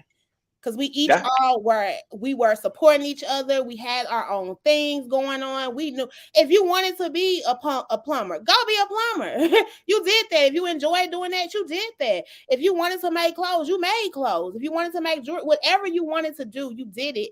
And we support that at that time. They supported each other. Right. hmm So Black shout Wall out to you. Yeah, Black Wall Street, I believe it wasn't by racism. It was by I think Black Wall Street was taken from us because of jealousy. They knew that black people were starting on their own. They got their own businesses, as what Vanna was saying, that was growing into Yeah. like being hmm their version of themselves. And white people felt like because you guys know, I just learned the story of it like a couple months ago because I was like, there's a thin line. These white people just didn't hate these black. It was a reason why they were getting something. We were getting something that they weren't getting, and Tulsa oil was like the land. Oil was bringing us money. Oil was doing all those things. So we was like, I just felt that it was taken from jealousy. Yes. Woo, woo. That's a whole nother converse. for me. I ain't gonna get started. I ain't gonna get started because this conversation, y'all, it can go on and on and on. Because this is just real big and for me and in my community, in our community, and I just love including the youth on this conversation because I feel like overall we don't get to enjoy or just get Black joy enough, and it's not uplifted enough because we and sometimes I think we're glorifying the pain. We're glorifying the bad stuff, and we're making it We our. love the struggle. We love We the love the struggle, struggle is and real. I'm one of those that it love the struggle Me to the point too. where I didn't know how to move. I'm be honest with you. When I wasn't struggling, and when I was done, I was comfortable. I didn't know how to operate You because I panic. wasn't struggling. You I was like, panic. yo, what's going on? Like, like I really panicked. Like, oh, I must not be doing that. That thrived me, that pushed me to go to that next level. If I'm Yeah. not struggling, I can't move to the next level. I had to learn how to be comfortable, how to be still. I move a lot. My mom tells me you got to be still so you can listen to him. You Yes. can't listen to God if you constantly moving and you trying to do everything yourself. I'm big on it where I have to work and I have to move because of the the stereotype. We have to work and we have to keep on going. We have to do all this stuff. We have to Yes. constantly work. Black people gotta move and make. I'm. My dad told me I did track in high school. I treat life like my high jump. When I clear that, I want to keep going. When I clear that, I want to keep going. I want to keep going. I don't want to sit. I've been with the Trotters for 11 years. I have not celebrated my therapist. Let's go with my therapist. He said she's like you tripping. I haven't celebrated my birthday since the age of 19. I'm 36. Ooh. I haven't celebrated none of my small victories. I haven't celebrated none of my big victories. Like I casually say, when I was introducing myself, I casually say I've been to all 50 states in 65 different countries. I casually say it. That's Mm. not a casual thing That's to a say because privilege. not everybody have done that. But how I am, I'm so like, all right, I did that. You But like, that's so another what's next? thing. You're right. You like, That's so what's next? exactly, and I that's get it. and when most of our stuff is self inflicted. Most Black people It stuff is. is self It is. inflicted. My Black joy is self inflicted, Yes. and it's also for past stuff. But I'm 36. I say it's self inflicted because I can't blame my parents for what they did anymore. I'm 36 and got my own kids. That's self infliction. When I was younger, when I was their age, Precious and Kaden age, that's the parents. That's the Yeah. parent fault. But now that I'm 36, I can't keep blaming my parents. I can't keep I saying agree. this person did Yeah, that. I'm 30. I'm 36. I got my own kids. Why am I I agree. blaming my parents and I got my own kids? I'm a parent myself. But So that's that's the just self-inflicted. childhood. But that's that childhood trauma. It is that Yes, childhood trauma. it That's all. is. And because you But didn't have I the have to process be. to I have to process accept it. through. Yeah, you Right. didn't have Hmm. the process to process through it. Exactly. I will say I was angry. I was mad out here. I was mad. Shout out to my mama. I was mad. I was mad. I was mad at people that did me wrong. I was mad because you were supposed to be doing this, and I thought you were supposed to be doing that, and I wanted her to be a certain way, or I wanted my daddy to be a certain way. I had to process that through therapy, and they went back to Savannah. You can't control anybody else, but like you said, now I have to take control of my own life. Now that means also creating my boundaries. Now, yeah, I might not call you every day, mama. I love you though. I might not call to talk to you every day. And this is real. She probably be like, yeah, she don't call me. I don't call you every day. That's me setting my boundaries. So I don't might not talk to somebody because I just can't right now. I cannot process through you, especially if you're not gonna come to me as what I need to be whole and be sane in my life. So I'm with you. We do have to hold accountability, but we also have to create these boundaries where these things can't keep messing with us in our everyday lives, because people be like, well, that's your mama, that's your daddy, that's your who such and such, such and such. But at the same time, if it's not helping me, or if it's not helping my healing journey, I cannot indulge in it. I'm sorry. And that's got to be okay too. So if messing, like letting go of people is something that's going to help your Black joy, be happy and let that go. You're gonna have to sometimes let it go. So that's my own personal experience in this space. And I'm still striving for Black joy and what it looks like for me. And I appreciate you saying that. We have to hold accountability and start creating our own Black joy. It might not always be collectively. And if it is, we need to create the spaces like Darius said. But we do have to take accountability and finding some way every day to create some Black joy for ourselves. So On this note, I'm gonna get us to ending this conversation because I know y'all we can go on and Yeah, on about hold on, this. hold on, hold on. Like, Before you like, end it. No, no, no. This is for Precious and Kaden. Nothing on that. This is one for Precious. Like we say, we big on. She didn't drop the phone. We big on not giving people their roses while they're here. that And part. only for me, I want to Precious. Well, your mind frame is where you are at the age of 16 and where you going. Yes. That's you rarely see that.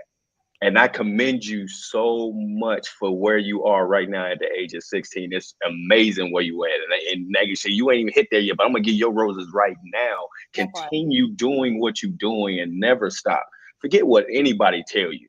Never stop being you, your authentic, true self. You going to get there. I know you have your own emotions, everything, but you going to get there. And I'm so proud of you. Even though we don't know each other, but I'm so proud of you. That Caden, part. for you to jump on this and Yes. want to understand the trauma, understand community help, understand Black joy, that speaks volumes. And for you to do science, Yes. I want you to take that. I want you to take that. For you to want to do science, I want you to look and see how many Black people in communities actually doing science. Yes. I want you to take that. That's huge. Because you can help somebody the next day. All this stuff, you can help somebody the next day or in the future. And I want to commend you. Keep doing what you're doing and you knowing your self-worth at your age that you is now. That I'm part. 36. I'm 36 and still having a hard time knowing my self-worth. For you to know that right now, that's a huge step. And I commend you. That's all I want to do. Give you your roses too. Yes. Shout Thank out you. to them. Yes, y'all. Because I think one thing I was like, Savannah, you keep saying you want to involve the youth. I'm like, I have to bring them in because these conversations has to be had on every level. Not only, like I said, the diversity of how we are in our different experiences, but the age range. Because I know there's a disconnect I always felt like between my generation and the generations before us. You know, they still trying to lead and be in power and all of these things. And I'm like, no, I want these like Precious sis. Hey, tap in, Precious. Okay, girl, because I'm gonna be out here on somebody beach, Costa Rica too. Okay, I'm coming for you, Darius. Okay. I ain't gonna be doing this in my 60s. I'm not gonna do that. Precious gonna be out there and I'm gonna be shooting her some money. Hopefully I have some. Bring that to life. Speaking to existence, I'm gonna be shooting her some money on her campaign. Like, you better go change that world. I don't understand that mindset. Because at 60, you should automatically be enjoying your Black joy. That should be your everyday thing. Why are we still in power trying to fight for the next generation? I don't get that, but that's a whole nother conversation. I'm sorry, y'all. I'm about to go on. Darius, you talking? You said something? I'm just ad libbing because you right. Everything you saying. So I'm just ad It's libbing. real. So shout out to Caden for coming and bringing his perspective. Shout out to you, Precious, and the work that you are doing, and even just Caden just being. And I enjoy both of you all in your perspective places. And I'm with you. Shout out to y'all and giving y'all roses on this Enjoy space. being here. Yeah. In this I have space. one more thing to say.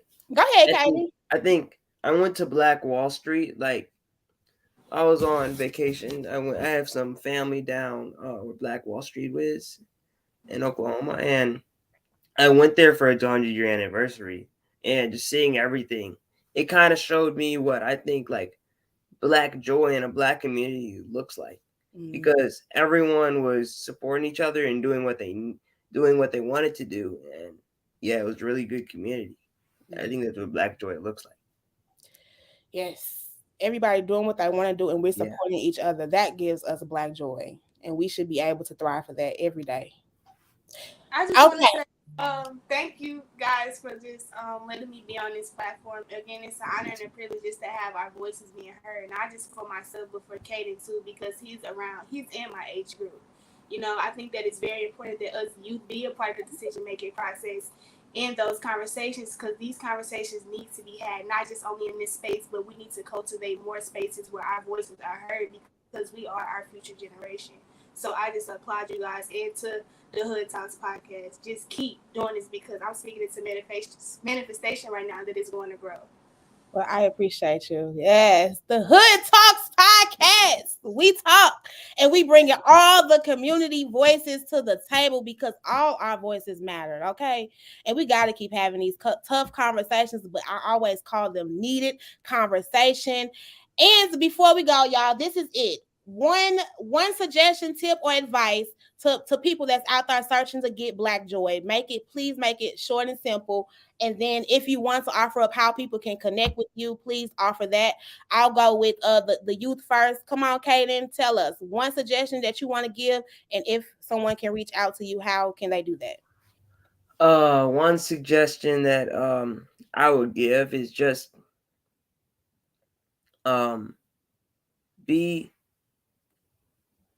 set an example for what you want people to be like. So live out how, if you want you want Black Wall Street to come back, you want people to all start doing what they want to do, you do what you want to do.